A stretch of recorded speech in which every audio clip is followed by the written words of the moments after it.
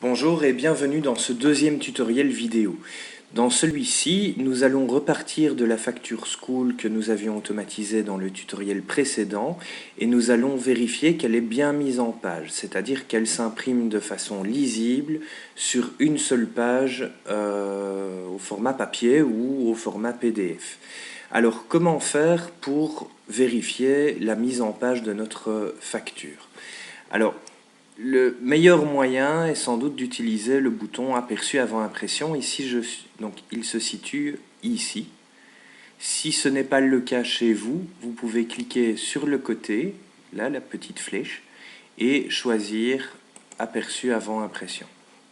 Donc là, je l'ai désélectionné, je le resélectionne et la petite page avec la loupe réapparaît.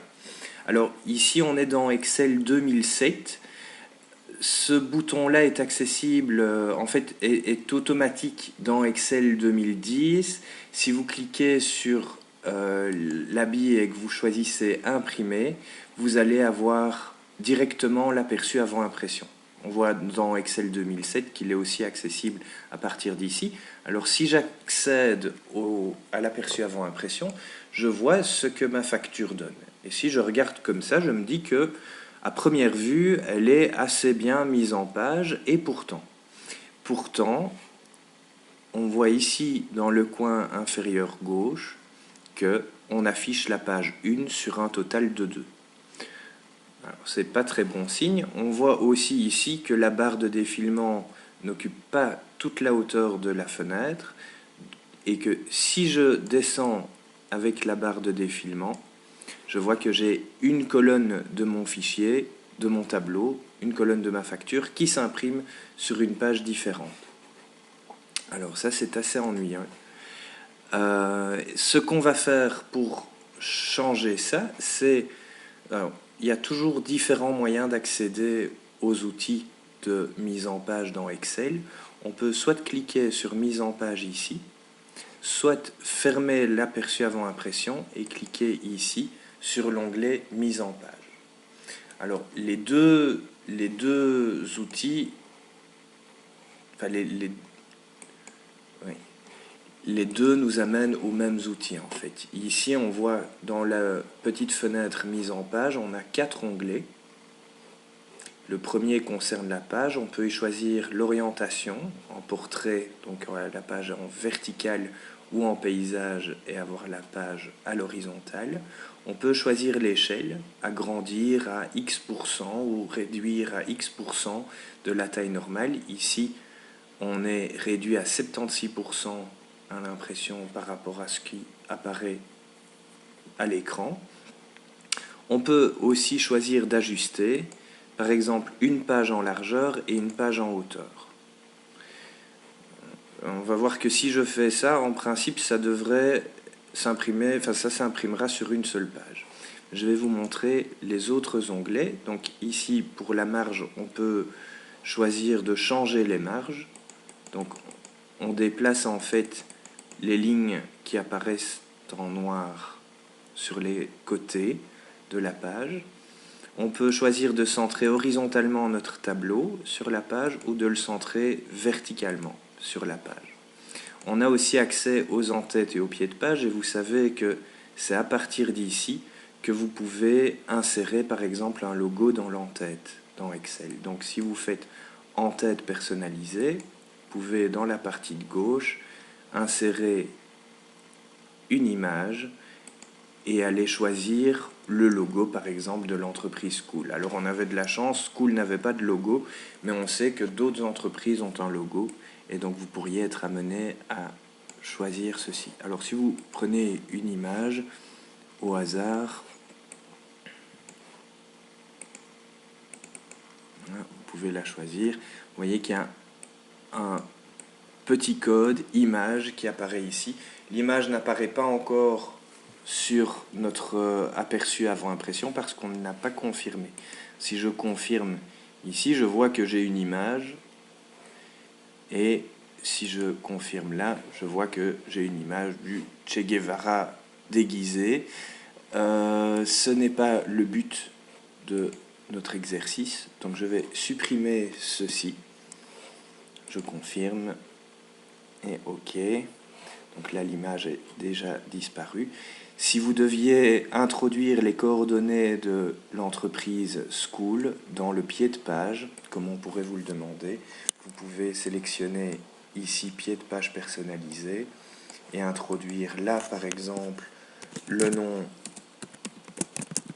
de l'entreprise, ici son adresse et là son numéro de téléphone selon le modèle dont vous disposez ou les informations qu'on vous demande de reprendre. On fait OK et on voit que là, ces informations-là apparaissent en petit en pied de page.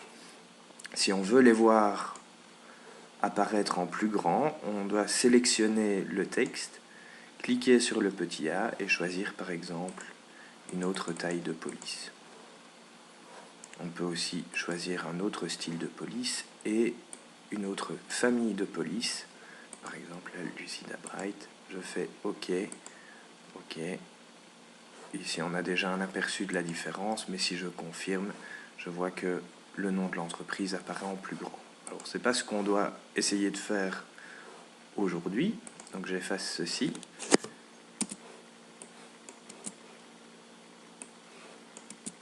Voilà. Je confirme. Je vous montre le dernier onglet de mise en page. En fait, il sert à définir la zone d'impression et à éventuellement répéter certains titres ou certaines colonnes sur les différentes pages imprimées.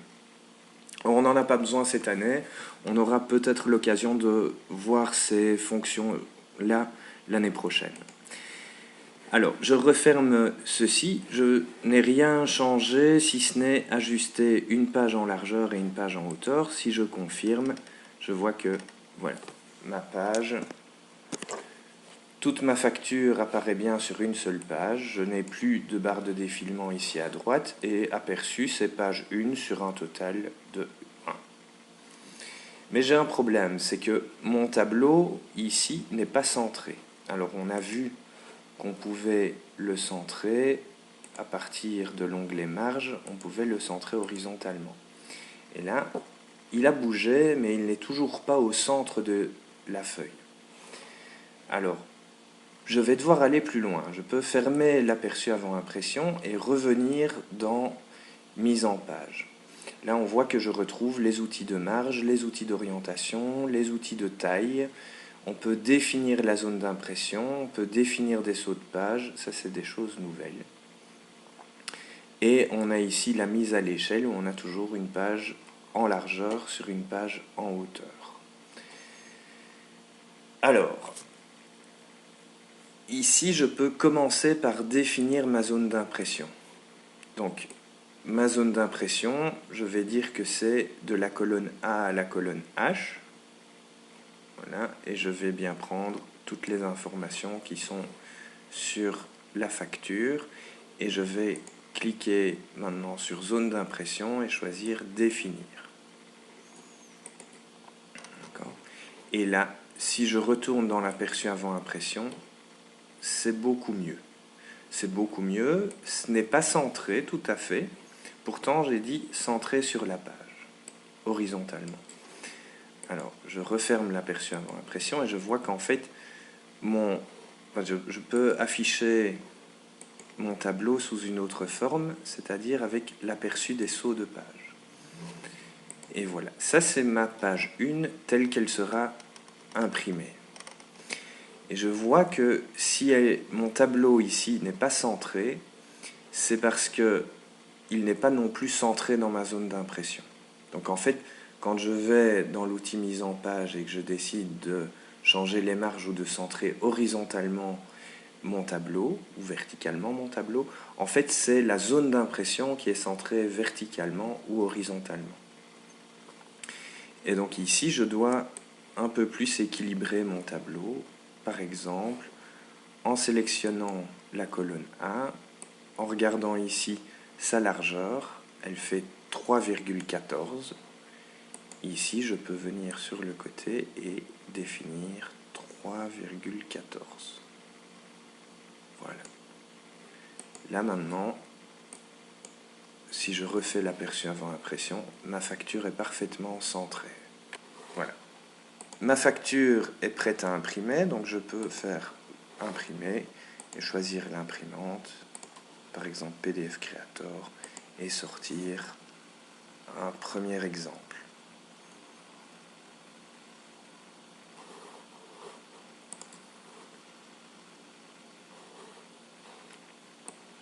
Je vais retrouver sur le bureau mon dossier School et là je vais enregistrer modèle, un exemple, test, enregistré. Voilà, donc ceci clôture notre deuxième petite vidéo sur la mise en page d'un document ou d'un tableau Excel. À bientôt!